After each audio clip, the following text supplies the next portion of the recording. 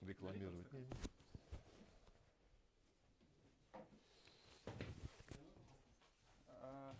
Нет.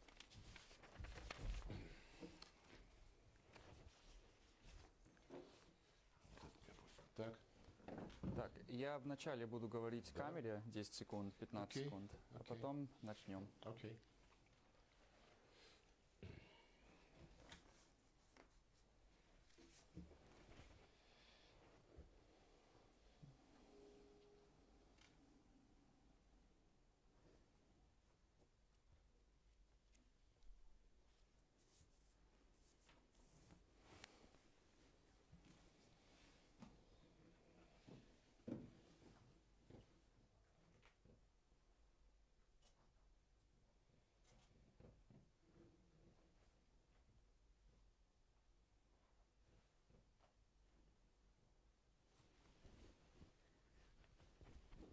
Мгм.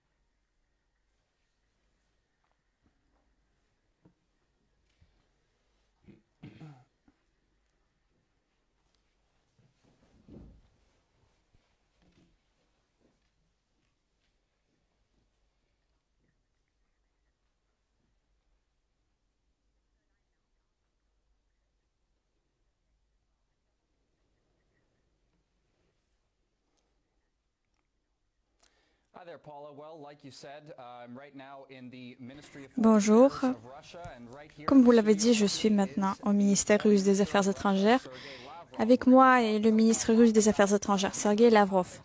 Aujourd'hui, nous allons beaucoup parler d'un nombre de sujets, notamment des sanctions, des laboratoires biologiques sponsorisés par le Pentagone en Ukraine, et aussi des projets de l'administration américaine d'utiliser les TikTokers dans la campagne de propagande contre la Russie. Tout cela dans quelques instants.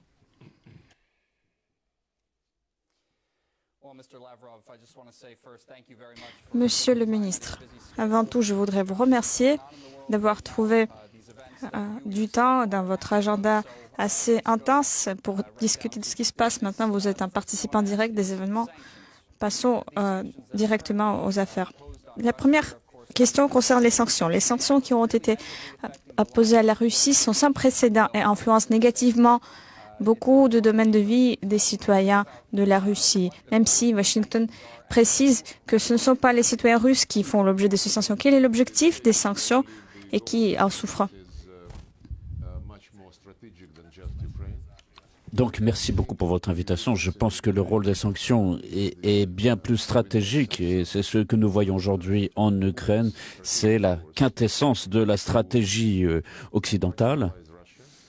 En l'occurrence, marginaliser la Russie, l'endiguer et mettre fin au développement de la Russie, mais aussi réduire son rôle à zéro dans la politique internationale, dans l'économie, dans le sport, dans la culture, la science, l'enseignement. Et nous constatons aujourd'hui des mesures qui sont prises par nos collègues occidentaux et qui sont tout à fait sans précédent.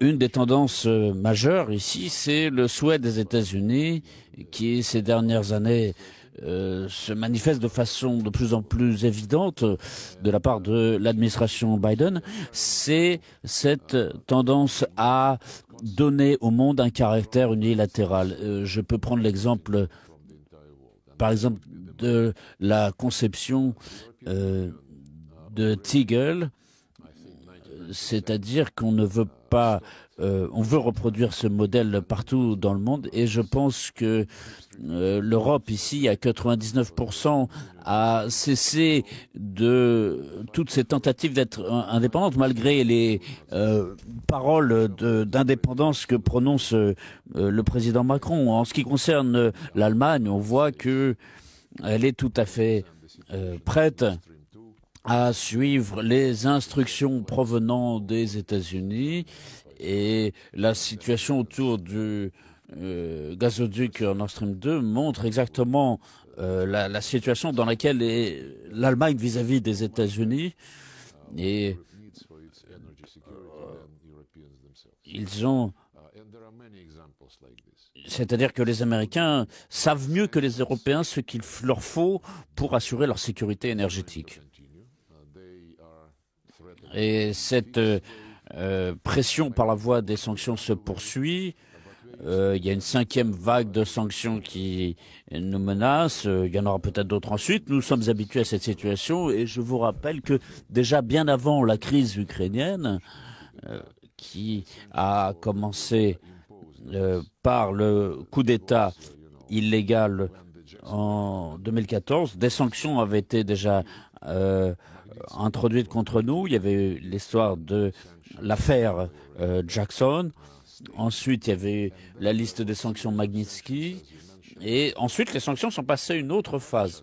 Ensuite, il y a eu une autre série de sanctions, comme vous l'avez dit, qui avait pour but de nous punir d'avoir soutenu la loi soutenant les Russes en Crimée et en Ukraine. Donc je ne vais pas répéter encore cette histoire que j'ai déjà expliquée, mais vous avez toute la suite de ces événements et cette suite de sanctions, comme l'a dit le président Poutine, fait que nous sommes aujourd'hui les champions en nombre de sanctions, avec plus de 5000 sanctions prononcées à titre individuel. C'est presque 2 fois plus que le nombre de sanctions qui ont été prononcées contre la Corée du Nord et l'Iran. Mais il faut dire que finalement les sanctions nous ont toujours fortifiés. Après celles qui ont été déclarées en 2014, quand les pays occidentaux n'ont pas pu manifester une compréhension et accepter la volonté manifestée par les habitants de Crimée et de Sébastopol, et avaient soutenu le coup d'État de 2014. En fait, je vois, quand je discute avec mes collègues occidentaux, je les vois utiliser la tactique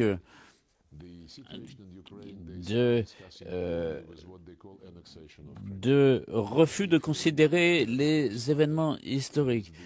Pour eux, tout commence à partir de l'annexion de la Crimée, comme ils disent. Mais si on se souvient de ce qui se passait avant, c'est-à-dire que l'Union européenne n'a pas été capable de faire respecter les accords, puisque l'opposition avait rejeté l'accord qu'elle avait conclu avec les autorités sous l'autorité des pays garants. Alors, il y avait Yarosh à l'époque qui, en Ukraine, proclamait une Ukraine sans Russes. Il avait dit que les Russes ne se sentiraient jamais libres en Crimée. Il défendait des personnes comme Shushkevich, Bandera, etc. Et il avait dit qu'il fallait donc chasser les Russes de Crimée. Ces propos avaient été prononcés bien avant que les Criméens décident d'organiser un référendum.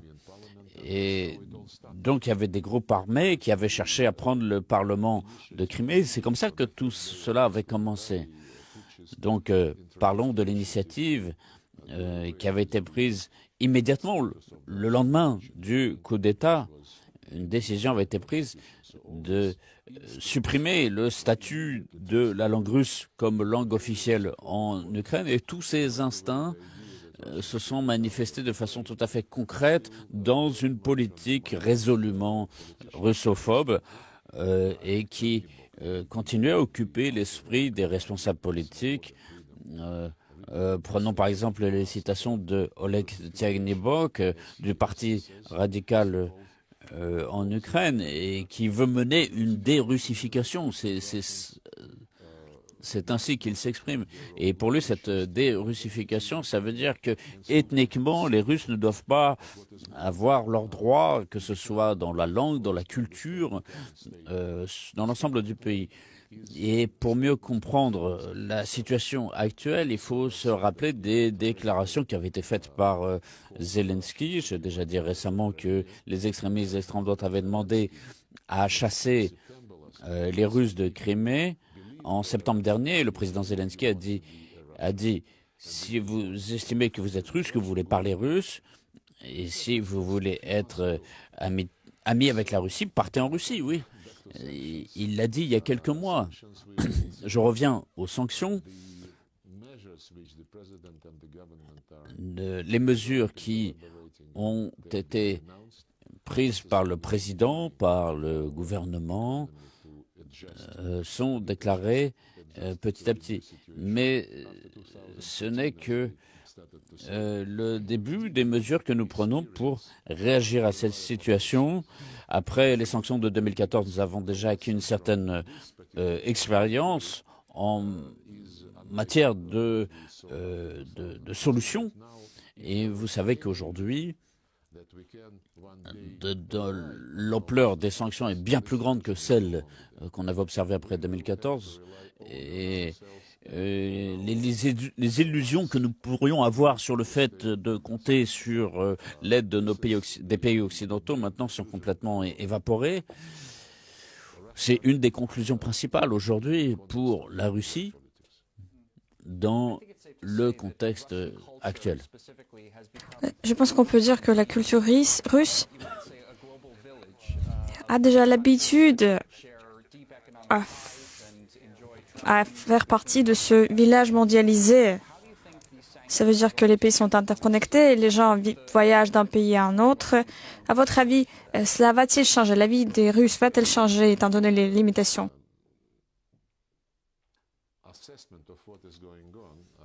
Comme je l'ai déjà dit, l'évaluation que je peux donner des événements actuels témoigne très clairement du fait que les États-Unis veulent un monde unipolaire.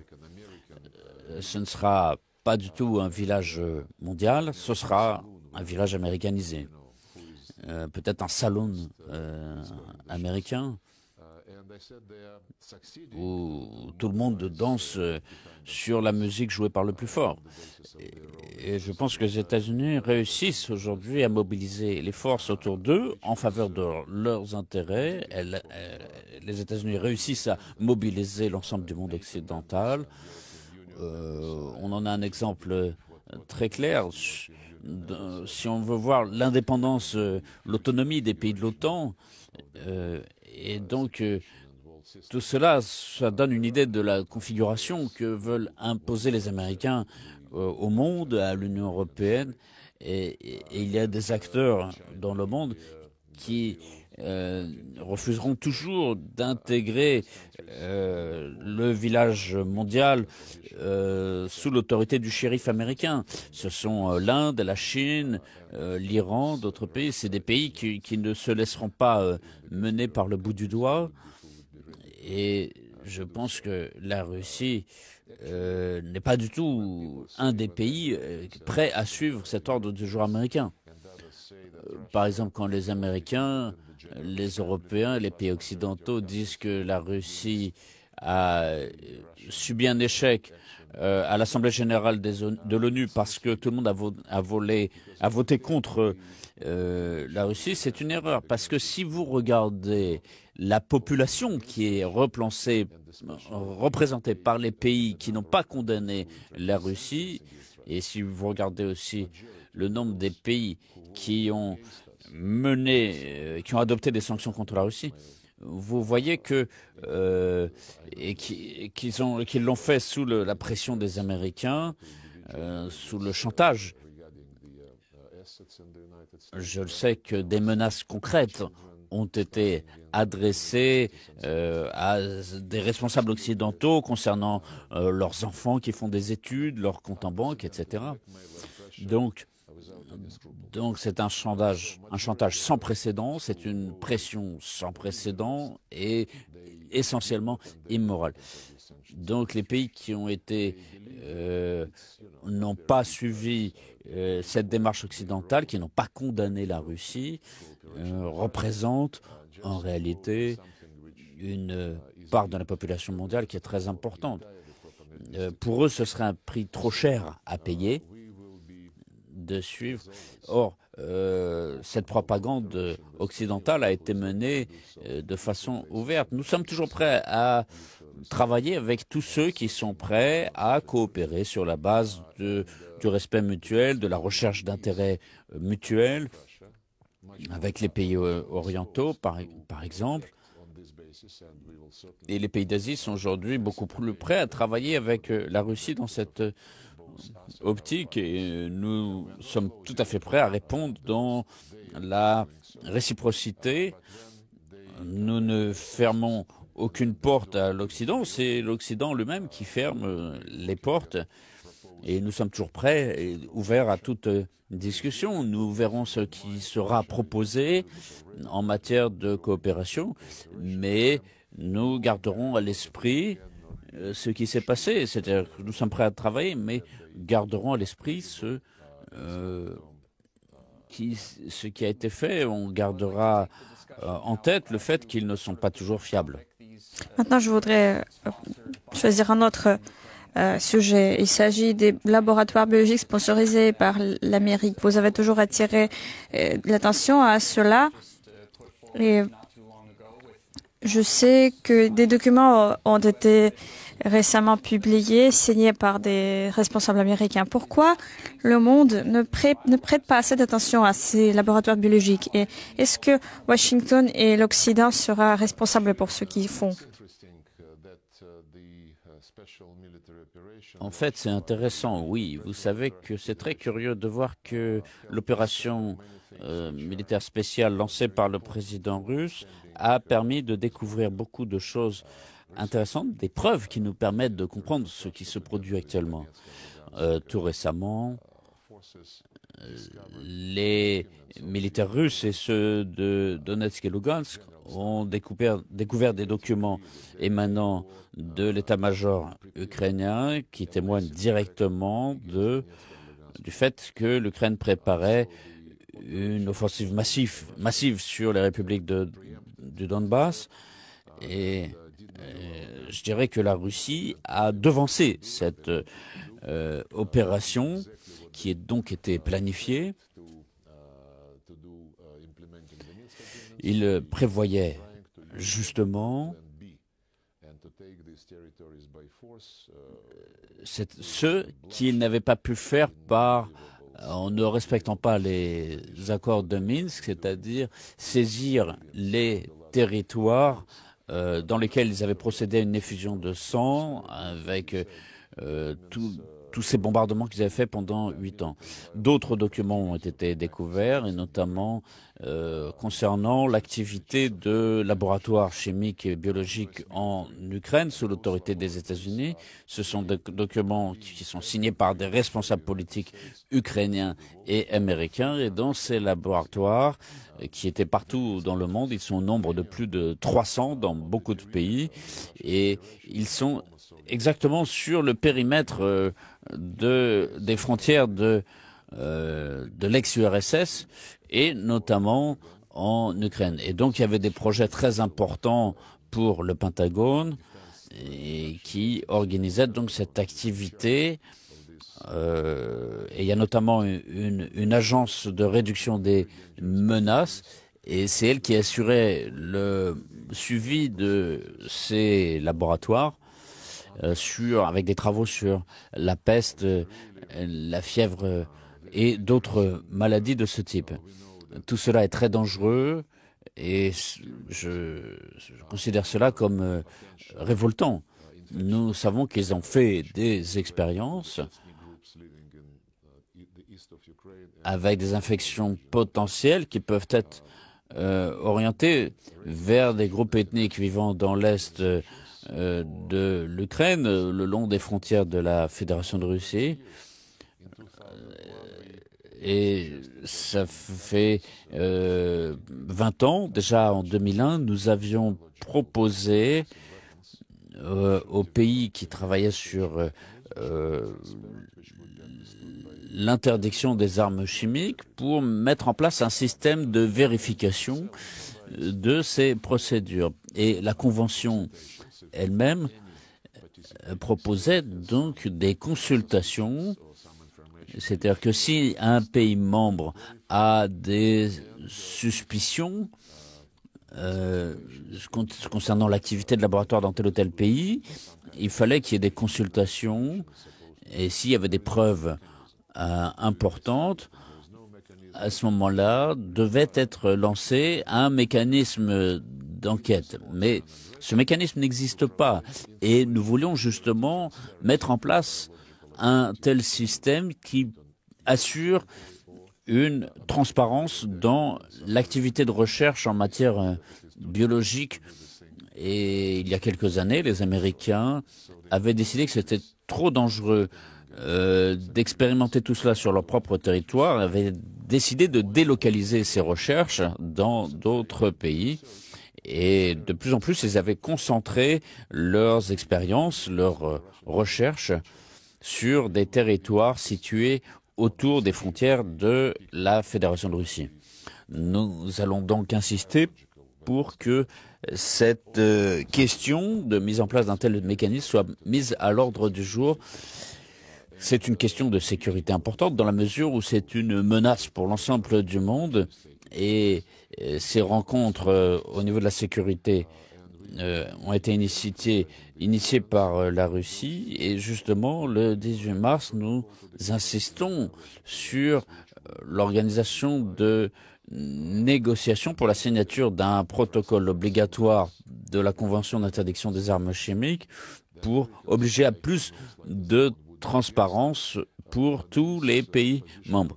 Et je suis absolument convaincu que les Américains vont se prononcer contre, mais c'est une position qui est indéfendable. Et je pense qu'il y a de plus en plus de pays qui sont conscients du danger représenté par ces opérations. Revenons au rôle américain. On a parlé beaucoup du fait que Zelensky a appelé à livrer des armes dans ce pays, à créer une zone d'exclusion aérienne sur l'Ukraine. Mais Joe Biden a dit que ça ne pourrait pas se passer parce que cela, sans aucun doute, mènerait une guerre entre la Russie et l'OTAN, notamment les États-Unis. Pourquoi l'Ukraine cherche aussi désespérément de passer à un scénario pareil? Il me semble que l'Ukraine comprend que qu'est-ce qu'on puisse penser des déclarations de Joe Biden. Et je pense que les Ukrainiens comprennent bien qu'il est absolument exclu de mettre en place une zone d'exclusion aérienne, de livrer des armes à l'Ukraine et entreprendre d'autres mesures qui pourraient provoquer une confrontation directe entre l'OTAN et la Russie. Et le président Zelensky le comprend bien. Il y a aussi des responsables politiques aux États-Unis qui comprennent bien, qui craignent un petit peu ce lobby belliciste en Ukraine. Comme vous le savez, régulièrement, ils adoptent des résolutions condamnant la Russie et il me semble que Zelensky espère que tout cela incitera le président américain à une logique de confrontation. Nous avons clairement fait comprendre que toute menace, tout chargement qui pourrait venir sur le territoire de l'Ukraine, qui sera un chargement d'armes, sera pour nous une cible directe. C'est très clair. Nous menons actuellement une opération dont l'objectif est de supprimer toute menace pour la Fédération de Russie. Cela fait partie de notre proposition que nous avions faite en décembre dernier, c'est-à-dire discuter des garanties de sécurité avec l'OTAN et qui auraient été codifiées sur la base des accords précédents.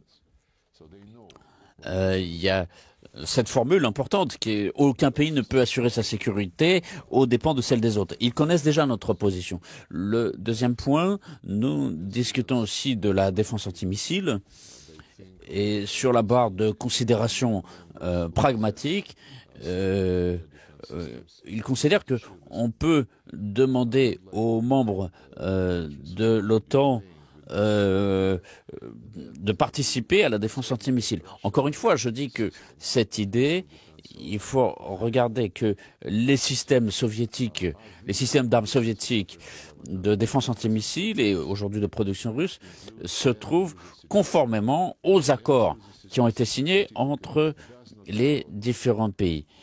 Donc il y a des certificats d'utilisateurs qui ont été délivrés pour ces armements et ces certificats, nous ne pouvons pas les déplacer dans d'autres pays. Et ça, c'est tout à fait normal. Donc, il y a des normes qui ne sont pas toujours respectées par les pays occidentaux, puisqu'ils ont déjà supprimé un certain nombre de principes, tels que le principe de la présomption d'innocence. Mais aujourd'hui, ce qui est important, c'est que ces valeurs libérales qui depuis des décennies diverses, en tout cas, nous ne permettrons pas l'apparition de tels risques. Nous ne permettrons pas,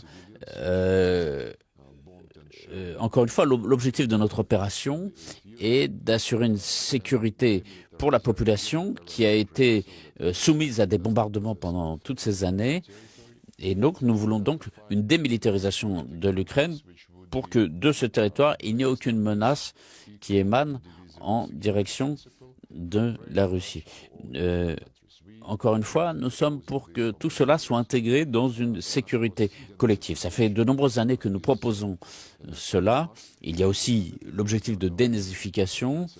C'est notre exigence inconditionnelle. On voit que tous ceux qui encouragent l'idéologie néo-nazie, et nous voulons aussi la suppression de tout texte législatif encourageant les persécutions contre la population russophone. Cette population a fait l'objet de discriminations très très fortes en Ukraine. Maintenant, je voudrais passer à cette guerre d'information. Il y a quelques jours, la Maison-Blanche a eu un point de presse avec des TikTokers américains populaires en leur parlant de nouvelles rhétoriques anti-russes qu'il fallait propager. Que pensez-vous de cette nouvelle méthode et technique de propagande? Normalement, il accuse la Russie de désinformation et de ce genre de tactique.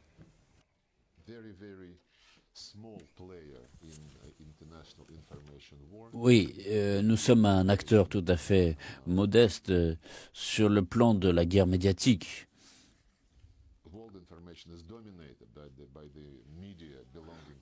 Dans le champ médiatique international, les médias américains et anglais ont une place dominante. Ils sont suivis aussi par les médias allemands et francophones. Après, il y a la qualité de l'information qui est fournie par ces grands médias. Prenons par exemple CNN. Ils préfèrent éviter d'écrire des articles d'analytique. C'est simplement des faits qui sont cités. La Russie est agresseur. La Russie assassine la population civile. La Russie utilise le doping dans le sport. Si on parle de TikTok et d'autres plateformes d'échange, Washington, en réalité, s'adresse aux enfants parce que en général, ce sont des jeunes garçons, des jeunes filles qui utilisent cela. Donc c'est très facile de leur laver le cerveau. Cela est profondément malhonnête et laid. Et si vous voulez participer à la concurrence médiatique, informationnelle, s'il y a une concurrence entre les médias, il faut de certaines règles. Je vous rappelle, en 1990, quand l'URSS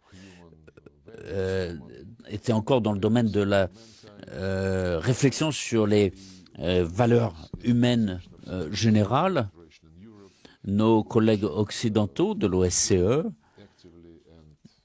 étaient très actifs dans la promotion, et ils étaient soutenus par les autorités soviétiques, la promotion d'un certain nombre de documents sur la liberté d'expression, sur l'accès à l'information, et il y a un consensus qui a été adopté au sein de l'OSCE. Aujourd'hui, votre chaîne, Sputnik aussi, d'ailleurs depuis de nombreuses années, ont été interdits de participer, par exemple, au Palais de l'Élysée à Paris. Nous avons attiré l'attention de nos collègues français sur le fait que c'était une infraction aux règles de l'OSCE. Ils avaient dit que le droit de l'information n'était applicable qu'aux médias et que RT et Sputnik n'étaient pas des médias mais des instruments de propagande. Et donc, c'était donc une infraction claire aux règles de liberté d'expression. Récemment, à Londres, il y a eu justement une conférence sur la liberté d'expression. Nous n'avons pas été invités. Les médias russes n'étaient pas invités. Nous connaissons toutes ces astuces utilisées par les pays occidentaux en matière de guerre médiatique. Nous savons très bien qu'il n'y a pas d'indépendance de la presse. Il y a peut-être que Fox News aux États-Unis qui cherche à proposer des opinions un peu alternatives. Si on regarde les autres médias, si on regarde ce qui se passe dans les réseaux sociaux, sur les plateformes Internet, on voit par exemple que le président en vigueur, en exercice, a été censuré aux États-Unis, par exemple. On a une idée de l'ampleur de cette guerre médiatique. Donc le remplacement des principes, des idées, quand quelque chose se passe, par exemple des manifestations de masse qui ne plaisent pas, tout cela est présenté comme du terrorisme intérieur. C'est une guerre. Et donc les méthodes de terrorisme médiatique sont utilisées dans cette guerre de l'information. Un exemple intéressant, c'est que par exemple hier, quand le magazine Bild en Allemagne a publié un article disant que moi, votre humble serviteur, mercredi, je suis parti de Moscou en avion pour rejoindre la Chine, mais que autour de Novosibirsk, mon avion a dû revenir, soit parce que Poutine m'a dit de revenir, soit parce que les Chinois ont dit qu'ils ne voulaient pas parler avec moi. Oui, bien sûr, c'est un tabloïd et ce genre d'informations, de fausses informations, circulent chez des millions de personnes. Donc c'est très regrettable que cette méthode soit utilisée dans le domaine de l'information par nos amis. C'est tout à fait injustifiable. Par exemple, c'est pas pour rien que le président Poutine utilise l'expression l'empire du mensonge. On sait que le conflit ne durera pas jusqu'à la fin, ne sera pas interminable. Quel sera l'avenir des relations russo-ukrainiennes après le conflit?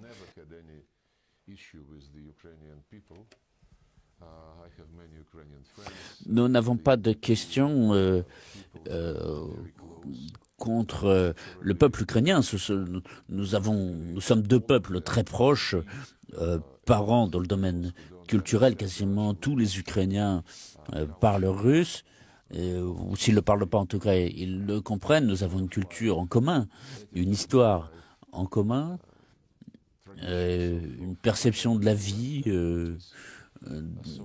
des traditions familiales dans notre société. Et il me semble, en tout cas j'espère, que cette situation anormale prendra fin, que nous retrouverons l'ordre normal. Cela va se faire petit à petit, ça ne pourra pas se faire rapidement, mais les efforts de nos collègues occidentaux tendent à faire de l'Ukraine une anti-Russie en utilisant différents instruments. Et comme l'a dit Vladimir Poutine, ces instruments sont connus, on les connaît depuis longtemps. Ils ont été enracinés assez profondément dans la société ukrainienne, notamment dans la jeunesse, après l'effondrement de l'Empire soviétique. Et donc ils ont été endoctrinés gravement.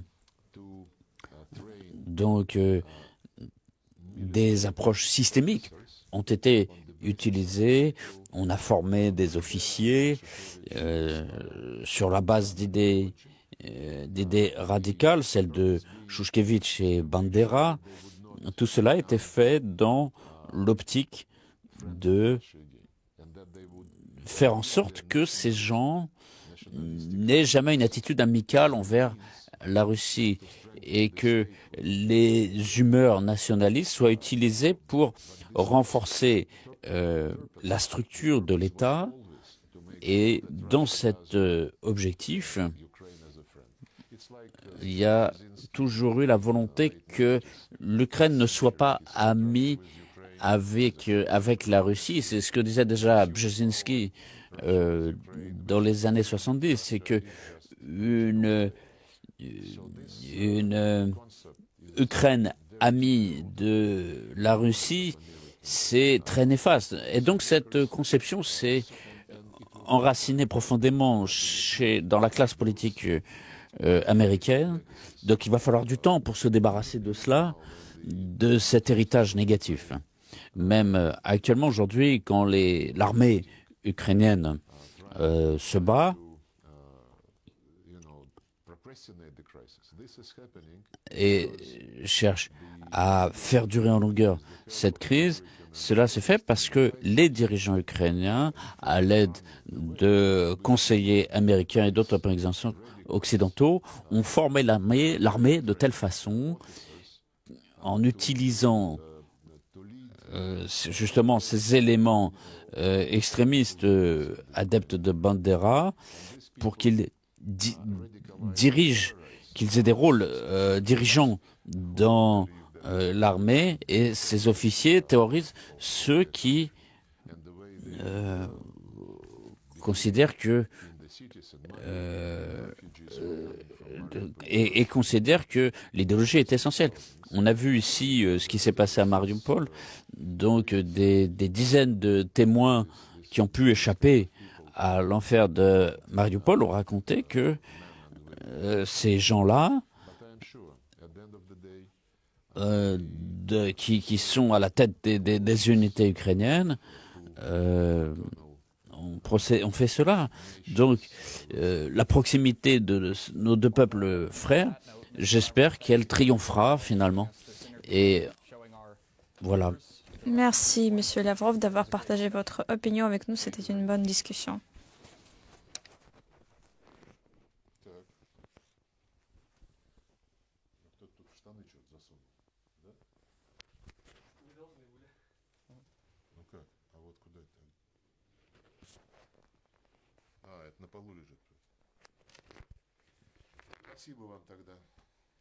И вам спасибо, очень приятно было познакомиться.